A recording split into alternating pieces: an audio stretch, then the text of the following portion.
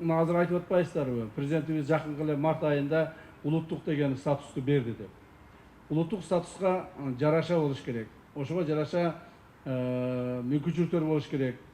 Мына бүгүн сиздердин материалдык техникалык базаңызда, сиздердин окуу жайдын базасы ушул статуска бир аз окшошпой турат да, мына ачык эле айтышыбыз керек. Кемчиликтер көп.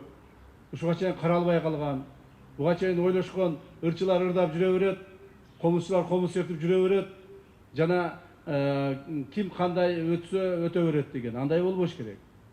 Биз ырчыларыбызды дагы, комузчуларыбызды дагы, композиторлорубузду дагы, жана башка таланттуу адамдардын бардыгын мамлекет жактан шарт түзүп берсек, ошондо бүгүнкү чыгып аткан ырчыларыбыздан, таланттуу балдарыбыздан мүмкүн бир нечеси көбүрөөк чыгар эле. Бир нечеси мындай сапаттуураак чыгар эле деген ой бар. Ошондуктан мен азыр келип эле сурай калдым. Буга чейин биз Түмөнбай Рыспаевич менен жолуккан эмеспиз, сүйлөшкөн эмеспиз, бул боюнча баарлашкан эмес болчук. Азыр эле сурай калып эле айтсам айтып калды.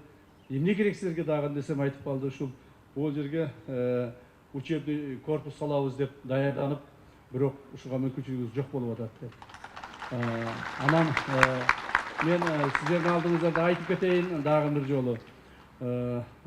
Туура биздин кылган жумуштарыбыз башкача, бирок биз мамлекеттин бардык тармактарын бирдей алып кеткенге милдеттүүбүз. Жана башында айткандай, биздин урматтуу президентибиздин алдыбызга койгон тапшырмасы да ошол. Ошол президенттин тапшырмасын аткаруунун негизинде мен өзүм азыр ушу милдеттеме алып кетейин деп атам. Ушул жерге жакшына кылып силерге корпус, учебный корпус куруп берейин деп. Кудай буюрса, бул жөнөкөй эле учебный корпус болбош керек. Мен ойлойм, бул жакшынакай административный корпусу кошулган, бир сонун бир мындай көрүнүшү, вид дагы сонун болгон бир жакшы бир учебный корпусту куруп ушул жерге тез аранын ичинде, муну баягы курам деп айтып коюшат көпчүлүк маалда. Анан кийин жүрө беришет бир 2 жыл, 3 жыл, 5 жыл кылып. Жок, андай эмес. Ушул азыркы окуп аткан студенттерибиз ушул жерде окуп кала тургандай кылып тез аранын ичинде бүтүрүшүбүз керек.